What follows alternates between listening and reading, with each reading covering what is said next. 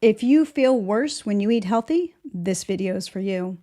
If you're crashing after your meals, if you're waking at 3 a.m. completely wired, or if you have fatigue that never lifts, it could be your blood sugar. Hello and welcome. I am Carrie Bailey, your functional nutritionist, where we talk about all things symptoms and how the body works and how to use food as medicine to heal. In this video, I'm going to show you how unstable blood sugar is actually contributing to your symptoms and what you can do to get your energy, your clarity, and your healing back on track. So you've probably seen people everywhere talking about blood sugar. You don't have to be diabetic, but everybody's talking about blood sugar. A lot of people are wearing the continuous blood glucose monitor. So blood sugar matters because it contributes to energy.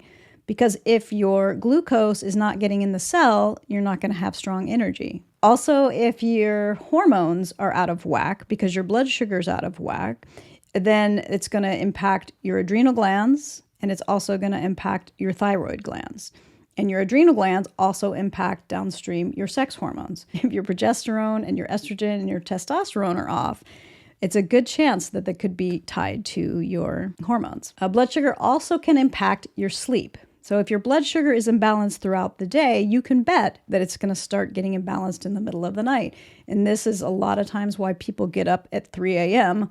completely wired and very wide awake. It can also impact your mood, right? You might notice when your blood sugar gets low that you're kind of cranky or hangry, right? And so getting that blood sugar back up to the normal range is what's going to help you have a better mood. It's going to impact your neurotransmitters. I used to think about blood sugar like this, like I was trained, just like most people are, just like if you go to ChatGPT, I was trained to do protein, fat, and fiber to balance my blood sugar. And I did that for many, many years. And it didn't really work.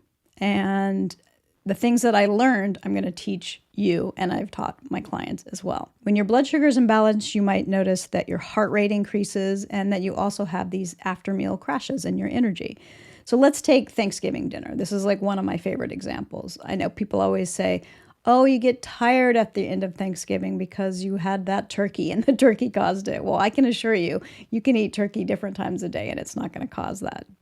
So that turkey, in addition to gravy, stuffing, and sweet potatoes, and vegetables, and sweet potatoes with marshmallows on top, so really high sugar, as well as high fat, right? You've got your gravy has fat, the turkey has fat, and then you've got your desserts, right? Which is a whole combination of fat and sugar. And so at the end of this meal is really common for people to kind of go into a coma and just be tired and will not want to do anything. And part of it is probably they overate. That's definitely a factor. But when you just take, if they didn't overeat, they might still feel tired. Because again, Thanksgiving is a perfect blend of protein, fat, and fiber, but also the perfect blend of fat and sugar. We'll talk more about that. So here's my story. My story is when I was in school, I was with my classmates and we were talking about protein, fat, and fiber. And I was also taking my blood sugar. Back then, they didn't have the continuous blood glucose monitors like they have today. So I was pricking my finger. So I had a meal, it was seemingly a great meal. It was turkey thighs, Brussels sprouts, and sweet potatoes. And I checked my blood sugar. That was dinner time. 3 hours later, I checked my blood sugar and it was still 154. And it should have been under 100 at that point, but it was super high. And I was like, wow. So then the next morning, my fasting blood sugar was even high. It was 129. And again, should have been more like under 90. So I realized that something wasn't right. Of course, for me, I blamed it on the sweet potato back then. But then I'd find if I combined the Brussels sprouts and the thighs, I would have been fine. I wouldn't have had that blood sugar spike. So then do I blame the sweet potato for having high oxalates? Or was it the sweet potato, just the sugar I couldn't handle? Well, guess what? Then I did a little experiment and I took that sweet potato and I had it by itself at lunch with just some salsa. No fat whatsoever in that meal. my blood sugar was fine. It didn't go off the rails. And so what I realized, it's really the food combining. I went back to some other books that I had read about food combining, where you want to avoid the fats and sugars together. And so I started doing that and having success. And that's the success that I have with my clients today. So let's get into some myth busting. The myth is sugar and carbs that is causing the blood sugar imbalance. And I would argue that it's actually the fat that's getting in the way. If you eat the sugar by itself, your blood sugar doesn't spike. At least that's been my experiment. It's this combination of fat and sugar that's going to lead to chronic fatigue, anxiety, and poor recovery. Then you might ask questions like, so if I measure my blood and I measure the sugar in my blood, the glucose in my blood, and then I measure the insulin in my blood, and if they're both high, what is that telling me? Well, your pancreas releases insulin in response to glucose. It's just that smart. It knows when you ate sugar and releases insulin.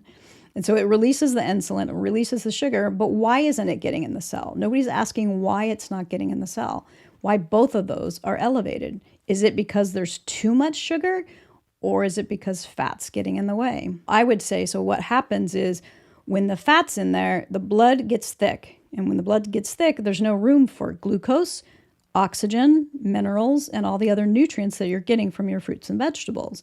And so your body releases adrenaline in response to that to thin the blood, to get it into your brain.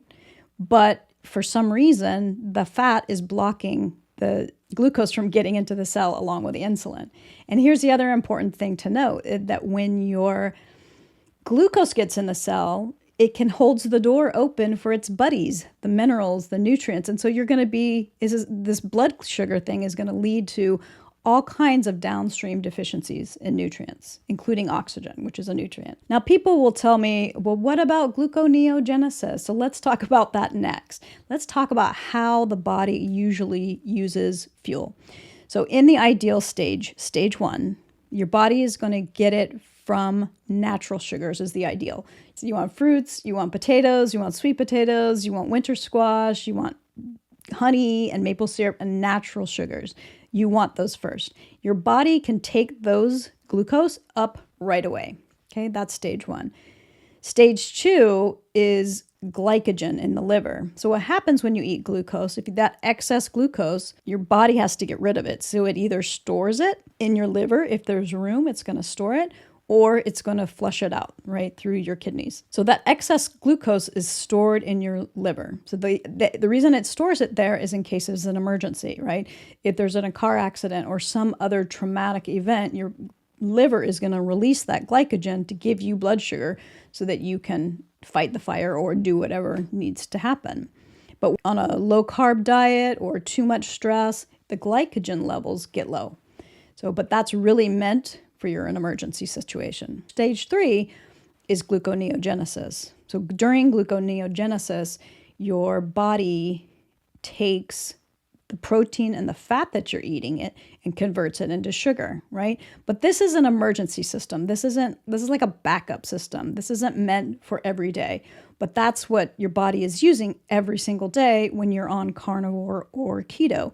And that's why I will argue that those two diets are not sustainable diets, because you're also low carb, right? Because you're completely eliminating the glucose that you need. The 4th stage, and the way your body uses it, so if it doesn't have enough protein or fat, or for some reason it can't do gluconeogenesis, then what it does is it starts stealing your muscle. So if you were to take a DEXA scan, right, before and after, you would see that your muscles are being depleted. So your body is literally eating itself. It's eating the muscles in order to make the glucose that it needs to get into the cell. Muscle wasting is going to lead to fatigue, weakness, and poor recovery. When your body has to burn itself for energy, healing stops, I assure you. Before we get into solutions and how to balance your blood sugar, I'd love for you to download my long COVID recovery guide. I put a link in the description below. Anyone who's healing from any chronic fatigue, mystery symptoms, it applies to everything. Let's talk about how to balance your blood sugar naturally. So let's say you're already eating a healthy diet. You've cut out gluten, you've cut out dairy, you've cut out corn and soy and any processed foods. So let's say that you're on a primarily whole foods diet. So you're probably eating protein, fat, and fiber for breakfast, lunch, dinner, and maybe a snack. So instead, what I like to do is start with breakfast. Breakfast is the ideal time to bring in the glucose-rich foods because there is no fat. Ideally, you had fat before bed, before dinner, actually at dinner, and not since. So all of that fat is out of your digestive system. So then you bring in that glucose-rich foods for breakfast. Like one banana probably isn't going to cut it. You're going to need to have a lot more than that. So maybe it's a bowl of berries and a banana and an apple and an orange. I mean, you need to eat as much as you can to fill yourself up. The other option is to eat a banana, an hour later, eat an apple, an hour later, eat an orange, right? Whatever works for you, but keep that glucose in there. Then that needs about an hour to fully digest fruit. So then you finish that fruit, let's say at 11 o'clock, and then at noon, have fat. Have your salad with dressing or nuts or seeds, whatever you want. And the same thing for dinner. Have whatever you normally have for dinner. What I would suggest is excluding from lunch and from dinner, exclude any carbs, any starchy carbs, any fruit, right? A lot of times people are like, well, eat your apple after your after your salad. But I would say don't if you had any fat in that salad. Instead, make sure you have a good source of fat, protein, and non-starchy vegetables. Same thing for dinner. Just keep the sugars away from those meals. And then over time, once you've tried that and that feels good, then you're ready to move on to lunch. And can you eat a fat-free lunch? And the reason I say lunch is because it takes about 3 or 4 hours to process fat, right? And so if you save the fat till dinner, then it's just going to be easier for you to snack and eat more frequently. And that's actually what I recommend. Instead of bringing in fat, is just to eat more frequently and bring in glucose-rich foods throughout the day. You're going to be able to balance your blood sugar. So maybe the next step is for lunch to have a bunch of sweet potatoes or winter squash or whatever you want without fat, right? Or maybe the only fat you have is avocado, right? Can you just minimize it to avocado? Avocado is like, of all the fats, I would say, is like the cleanest, simplest one. So that's what I recommend for balancing your blood sugar, is really just to minimize. And then for those dinner meals, for the dinner meal and the lunch meal, reduce your overall fats, reduce your overall protein, because remember, protein is fat. So reduce all of those, right? Start lowering it in your body so that your liver doesn't have such a hard time processing it. And then I'd be curious, right? Like if you have a continuous blood glucose monitor, track it while you're doing this, like experiment what I'm saying and see if it doesn't resolve it. Remember, when glucose can finally reach the cell, then it can also open the door for your minerals, your oxygen, and all the phytonutrients you're going to get from your fruits and vegetables. This is when your energy comes back, your inflammation lowers, and your body can repair itself. What's one thing you can do to steady your blood sugar based on the things that I've taught? Leave me a comment below and let me know. Let me know if you have questions. I love to hear from you guys. This is my favorite community to interact with. So thank you so much for being here. I'll see you next time.